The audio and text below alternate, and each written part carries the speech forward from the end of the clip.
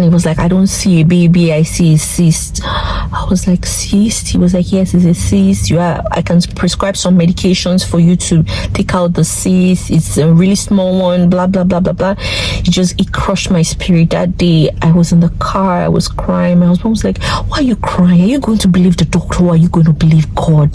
Who are you going to believe? I was like, I believe God. He was like, this pregnancy test says you are pregnant, so you are pregnant. Please leave this doctor. He doesn't know what he's saying. And then so we left that place. I remember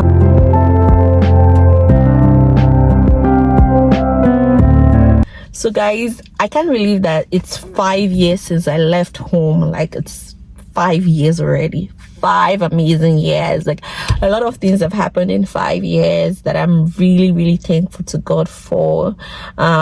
In every situation you give thanks, right? A lot of things have happened. I got married, became a mother. I lost everything. I started all over again. We moved to Slovakia. We moved to Germany. We moved to Canada. And, in all this situation, I met amazing people. I give thanks to God for everything that happened in 5 years. So I just want to share with you guys my journey out of Nigeria, because I don't think I've shared it on this channel before. It's not something I've shared, and I really want to share it to people, for people that are moving out of Nigeria. I feel like a lot of people are moving right now to Canada, to US, to UK to go study. So I just want to share with you guys my story, and I hope it's something you enjoy and something you learn from. And then afterwards, I'll be showing you guys this package I got from Fitview, their shoe brand. They sell amazing shoes, comfortable shoes, and I'll just show you guys the package. I'll unbox it with you guys and show you guys the shoe they sent me. So your girl's not like an ambassador, a shoe ambassador. So you guys, let me just share a bit of my story. So I remember I graduated from Yabatech. For those of you that know, I went to a polytechnic. I'm so proud of that school. Like, I learned a lot from that school. I made sweet friends from that school. I went to polytechnic. I studied statistics. I graduated in 2018 December. I just clocked 22 when I graduated, few days to my birthday, my 22nd birthday. So then I was dating my husband, and that December of 2018, my husband was like, you know what, we have to leave this country. And I'm like, leave this country? Where are we leaving to? Like, before then, I'd never traveled to any state in my country. I think I only traveled one time to my cousin's place in Benin.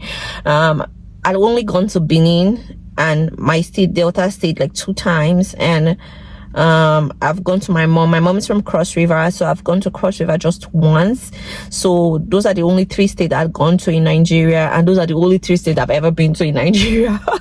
So I remember then I was like, I've never left. The only place I know I don't really even know places in Lagos, because I was an indoor child,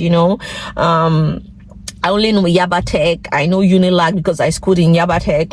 There's something I was a kind of child that would go home every Friday. I would go back home. I didn't stay in the hostel much. I would come back to the hostel on Monday. I would leave the hostel on Friday. I grew up in Festac. Shout out to all my family and friends in Festac. So it was really my childhood was just I was an indoor child. I didn't have much friends, just friends from school, and that's it. So when I told my parents that, I want to move out from Nigeria, my dad said okay. He just said okay.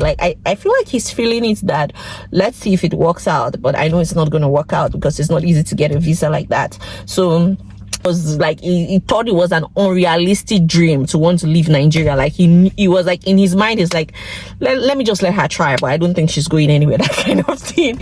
So when I went to Abuja to the Ukraine embassy, I got my visa after 2-3 months. It was a struggle. Then in the Ukraine embassy, we slept outside for 2 days. There was a day it was raining. It was really, really bad. I was on my period. A lot of things happened, the queue. It was really disorganized to get that visa. I was in Abuja for 1 week. 1 week. And for that 1 week, I slept outside for 2 or 3 days.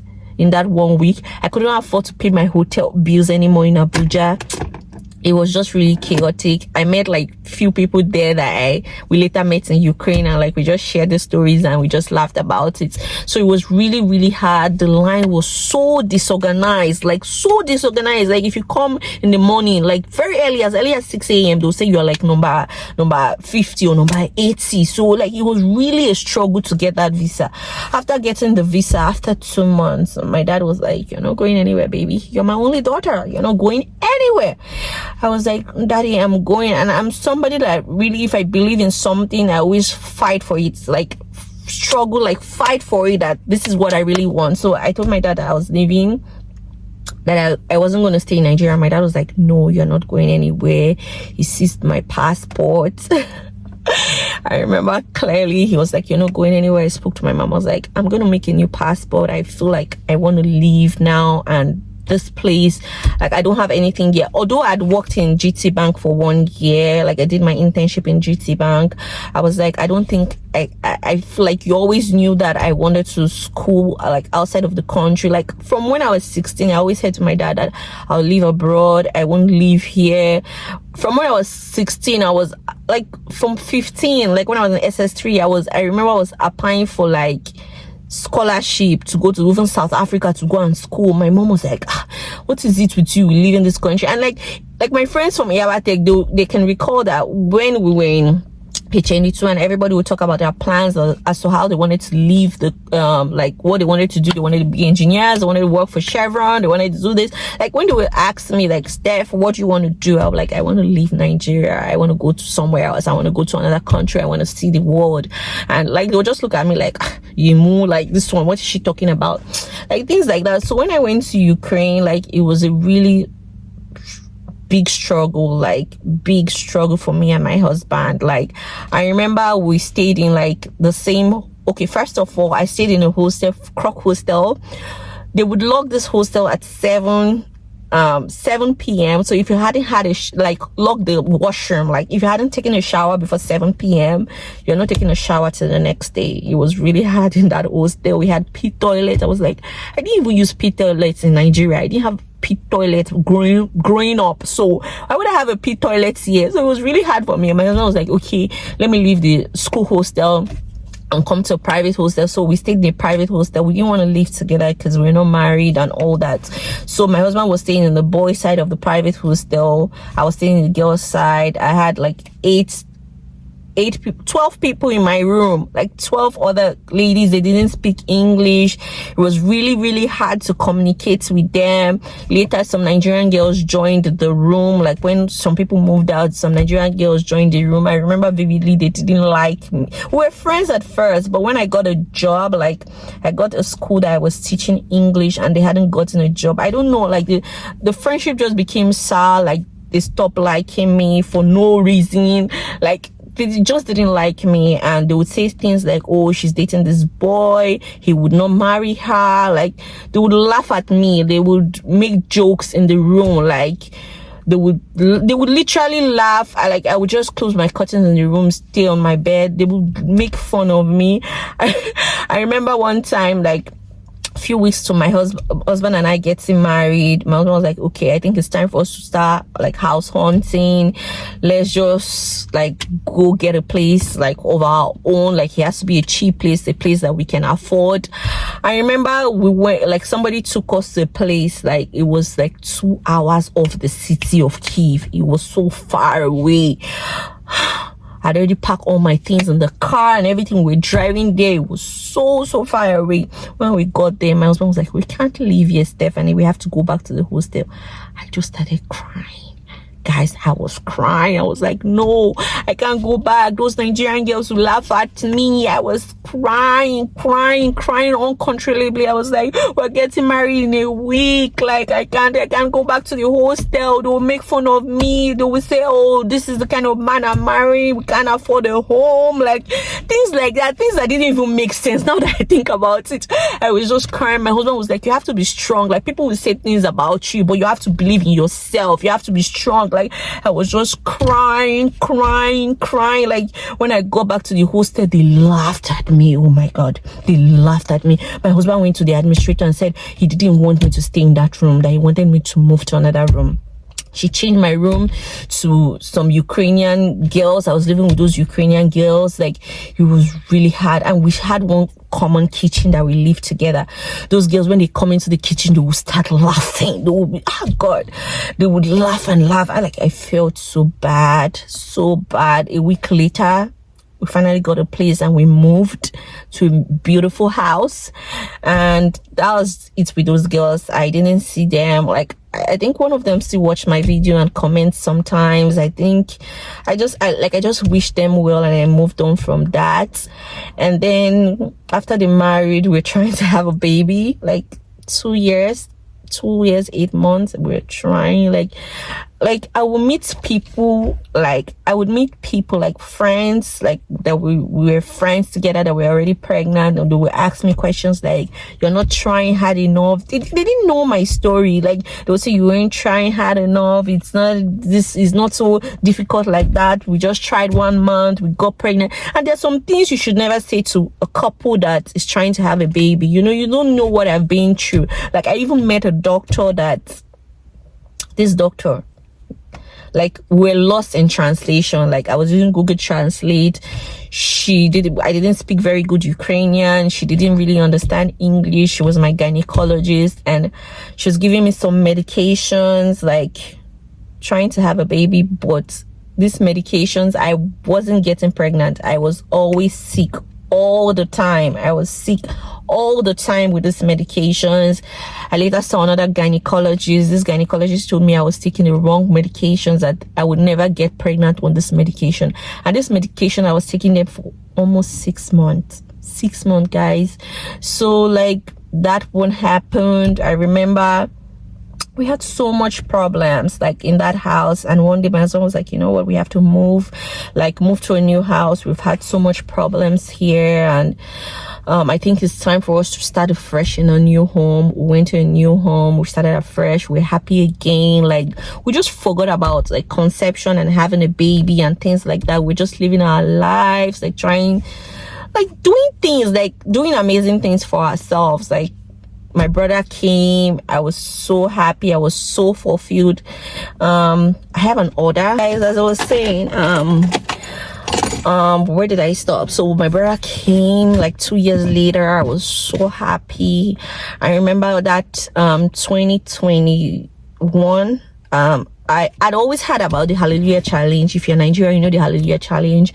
And I would say I would join, but I didn't wake up at midnight to watch the Hallelujah Challenge. So I remember that 2021 August Hallelujah Challenge, I joined, I prayed, I spoke in tongues, I danced, I did everything. And before then, I didn't say something. I had a miscarriage when I first got married. I got pregnant and I had a miscarriage. It was like a really difficult moment because we were trying, right? After that, I didn't get pregnant. I didn't see periods. I didn't do anything. Like, it was really hard on us. And then that Hallelujah Challenge of 2021, for the first time in like 2 years and 8 months, I got pregnant. Like, I missed my period. I got pregnant. I was like, this is God. God knows, like, everything. He has planned our lives, and we don't have to worry. Like, God knows the beginning, like, he knows the end from the beginning. Do you understand? He's God. I was shocked. I was like, God, I'm pregnant. Even when I told my husband was like, are you sure? Let me see the strip. Like, I showed him. We did the test like 3, 4, 5 times. Like, it was like, you're pregnant. Like, I called one of my friends. I was like, I'm pregnant. She was like, you have to make an appointment. They have to do like a 6 weeks, 5 weeks scan, 6 weeks scan, something like that. You have to check if the baby's okay. So we made an appointment, saw a doctor. I remember I was going to see this doctor, and this doctor, he did the scan. He was like, I don't see a baby, I see a cyst. I was like, cyst? He was like, yes, it's a cyst. I can prescribe some medications for you to take out the cyst. It's a really small one, blah, blah, blah, blah, blah. It crushed my spirit. That day, I was in the car, I was crying. My husband was like, why are you crying? Are you going to believe the doctor, or are you going to believe God? Who are you going to believe? I was like, I believe God. It was like, this pregnancy test, you are pregnant, so you are pregnant. Please leave this doctor. He doesn't know what he's saying. And then so we left that place. I remember we left that place. I was like, my husband spoke to me. I was filled, like I was moved. I was like, yes, I'm pregnant. Like, I believed. I had faith. And then we went home. We didn't see any doctor. I was there like for like till like 8 or 9 weeks. My belly was growing, like. And then we went to see another doctor, and we did a 9-week scan or 8-week scan. I can't really remember. And he scanned, he saw the baby. My husband was like, you see, I told you, that doctor would have given us a medication and would have flushed that baby. After that, we started getting money. Like, the pregnancy came with money. We bought a home in Ukraine. Like, I was like 5-6 months. I started a business. I was really doing well in that business. On my 6-month pregnancy, I was really doing well with that business, and I really wanted to open like an office space in Ukraine. We're already looking at like an office space to open that business because it was really doing well. And then the war happened. Home that we just bought, we're trying to like furnish that home, move into that home before the baby comes, before my mom comes. We couldn't move into the home. There was bombing left, right, center, middle. Couldn't do anything. I was like, what is this? God, what is this? And I was saying to my husband, maybe it's just normal fights. We should stay for a while. Later would see, maybe it's not war or something. My husband was okay, let's stay. We're in Ukraine when that war started. I think February 24th or 26th 2022, we're there. The war started, and my husband was like, February 28th. My husband was like, no, we can't do this. How are you gonna have this baby? You have to leave. We have to leave. My brother was there. My brother was like, Steph, we have to leave. We left Ukraine with just one bag, the car that my husband just bought. We're driving. Where we're driving to, my husband was like, let's go to the border. We'll see from the border. And you guys remember, like I told you at the beginning of this video, it was really hard for me to conceive. And like, now that I think about it, like, I'm just like remembering everything that happened. We were driving for 2 days. We slept at the border for extra 2 days. It was really hard. Like, I started to bleed. I thought I was gonna have a miscarriage. It was so hard. Like, it was really hard. Like, I thought I was gonna have a miscarriage. Like, the border, it was not organized. There were like 1 million people there, like 1 million people at that border trying to cross. We're there for 2 days. I was crying my waist, like I was bleeding. It was really a sad time for us. And then we moved to Slovakia. We spent like 3 days in Slovakia. The food was terrible. We stayed in like a refugee camp there, and it was really hard for me. Like, I remember when we went to Slovakia, we needed to see a doctor, and the doctor just looked at me. The doctor was like, I'll check your baby, I'll give you some medications, you don't have to pay me. I just started crying. Like, you don't have to pay. I understand that you lost so much living this war. And I was just crying. Like, I was crying. I felt so bad. I called my dad. I called my mom. I was like, oh my God. Like, I said, the baby's okay. Like, it was really a very difficult moment in my life. And then I lost friends also, because like, it is when you are in the season of jackpotting, like you guys trying to figure out your life, that you see that you see people for who they truly are. Like, a lot of countries are opening the borders. Like, a lot of countries, like UK opened their borders. I think US did as well. Countries in Europe, like, so you needed information to know the country you should go to, and the country that is going to give you a legal stay. Like, I had friends that moved to the UK, like that point, and they didn't tell me they were in the UK. Like, they didn't tell me they were in the UK. They kept on lying to me that, oh, we're staying in Romania, blah, blah, blah, blah, blah. But they were living in the UK. And one day she called me. One of my friends called me, and she was like, blah, blah, blah. She was asking me one question related to the UK. I was like, where are you? Like, we speak all the time. She was like, oh, we moved to the UK. Like, this, that. I was like, you moved to the UK? I still spoke to you last week. Like, we still spoke. You didn't tell me you've been living in the UK. Like, my husband was like, And then UK, I think they closed the stream that time, and I couldn't get my documents in Germany. It was hard. It was really, really hard. Like, my husband was like, that means UK is not for us. Like, it's not for us. Why are you so upset about it? I think we should focus on having this baby. If Germany say we should go, we'll go back to Nigeria. We'll start all over again. It's not the end of the world. I was like, oh my God. Like, I kept on, like, I was crying the whole time. Like, but the good thing is that when we moved to Germany, shout out to Broskilici, like when we're coming, like driving from Slovakia to Germany, because we Germany, I remember my husband already reached out to a friend of his from Nigeria, and the man kept on asking, how much do you guys have? How much do you guys have? And I thought it was a very odd question to ask somebody that was fleeing the war. And my husband was like speaking to him. They were speaking in Igbo. So I was asking my husband, like, why is he asking? Because I knew this person as well from Nigeria. Like, we knew each other from Nigeria because they were just friends of my husband. They were asking, how much do you have? So when we got to Germany, we first of all got to Essen.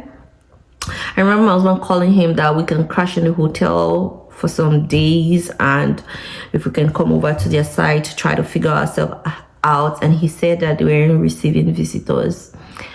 Like, it was a really sad moment of my life. Like, I was like, I'm 30 I was around 30 weeks, or yeah, I should be like maybe 28 weeks pregnant. I was like, oh my God, what are we going to do? We don't know anybody here. Shout out to Broskilici. Like, Broskilici, like, my husband called him, was my husband's friend as well, that lived in Germany. Like, he told us we could come. It was me, my husband, my brother, my friend Tomiwa, you guys know her on this channel, and another of our family friend Colin. So we're all these people that went to a newly married man's house. It was a 1-bedroom apartment, and all of us lived like in that house. The next day, because I'm somebody that usually, like, I want to know what's next. So the next day I called my husband. I was like, all of us can't, like, inconvenience this man and his wife. What are we going to do? We have to leave. Like, we have to figure out something. So my husband called a friend of his as well, a Ukrainian lady, like one of our friends from Ukraine, and she was like, oh, there's this NGO for people fleeing the war that she can post our details there. They should reach out to us if they can give us an accommodation. And then she posted our details and narrated the whole story about how I'm pregnant and I need help, I need care and all that. Then this German lady, like, reached out. She called us and said we should come over to our house. It was about 4 hours drive again, so we should come over, that they have spare room, like they'll take care of us. Like, they just basically and send a picture of their family.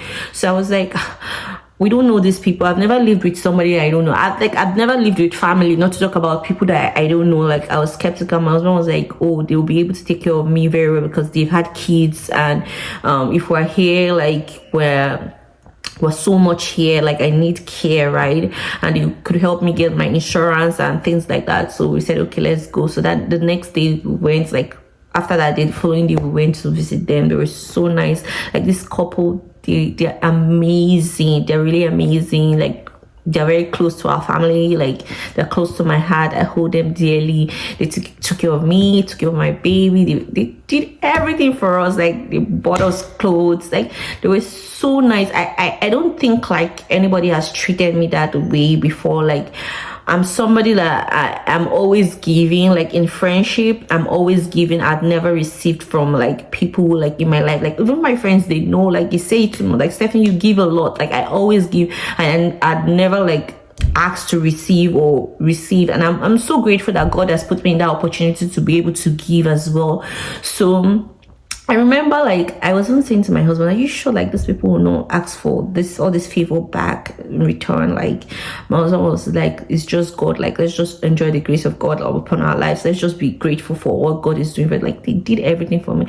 I remember, like, I was put on bed rest, and the baby was supposed, like, they said the baby is coming early, so I had to be put on bed rest, and I had gestational diabetes. Like this lady was cooking my meals, she was helping me with my laundry, she was doing everything, she was buying me clothes, I was living in the house for free. Like, she did everything. Like, baby bed, baby clothes. Like some of the clothes I even brought to Canada, like I had baby clothes till my baby is 2 years. Like I have those clothes. Like I had everything. Like everything. My baby's first batch, she helped me to do it because I never had a baby before. Like they did everything, and I don't think that anybody would have taken care of me better than they did. And I'm so grateful to God for putting them in my life. I'm so grateful to them. Like even like I think 2 or 3 days before I had my baby, I'd received a letter from the immigration that we had to leave Germany, and I was just crying. I was like, oh, I have to go and start all over again from Nigeria. Would I get a job? I was like, I didn't sleep. I was crying, like crying and crying and crying. Literally, I was crying when my water broke. I was literally crying when my water broke. I went to the hospital. Like the baby was not coming for like 3 days. I had to be put on medication to make the baby come. Like things like that. Even when I came home, they already did like a decoration welcome home for me. Like it was amazing. Like they took care of me. They really took care of me. I can't even lie about it. And you know, the neighbors were so thoughtful. Like they were just so kind to me in that neighborhood. Like sometimes we'll come out in the morning and they're like present outside my door, welcome home, congratulations on the birth of your son. Like they were present outside my house. Like almost every day they were present outside my house. And even when like it was hard for us to get our documentation in Germany, like this like couple also introduced us to the person that did my pregnancy photo shoot. Like she was so amazing to us. Like in total we lived with like this both couples I think 1 year and 3 months. She was nice to us. They taught me a lot of things about having a baby, like taking care of a baby and everything. It was a very nice experience as well. And after we got our German documents, like we decided that we were going to come to Canada, and it was shocking for them that we were leaving to come to Canada, but we just thought that we couldn't continue to live off people. And they're not just anybody, they're like family to us right now, but like we thought that we needed to go start our lives over again and figure things out for ourselves, and that's why we moved to Canada. So this is just me telling you that it's not easy when you move to a new country. It's gonna be hard, it's gonna be difficult, you're gonna have trials and tribulations, you're gonna have frenemies, you're gonna have people that will come to your life as friends, but they're not really your friends. And you just have to be watchful. You have to watch and pray. Especially if you're traveling to a new country with your family, like your family, your husband, or like everybody's story is not gonna be my story, but like I just want you, like couples or single people, like draw closer to God. Like when people ask me that, oh Stephanie, you've achieved so much in 5 years, I'm like, it's God. Honestly, it's God. I'm a Jesus baby. I'm a child of God. I'm a Christian. I cannot overemphasize the goodness of God. Like God, like there's nothing you're looking for outside. Everything you need is inside the word of God. And I'm just encouraging anybody, like anything you want, like anything. See, God knows the right time for anything, everything in your life. He knows the end from the beginning. So this is me just saying that draw closer to God, believe in Him. Like it may not just even be about relocation. It may be about studies, family, settling down with a partner, anything. Just trust in the Lord that He will make everything available to you at the right time, at the appointed time for your life. And I think this video has been too long. I can't even unbox this shoe. I'll do it in the next video. I hope you enjoyed this video. Please give it a huge thumbs up. Subscribe to my YouTube channel. Turn on the notification bell. And I'll see you in the next video. Bye.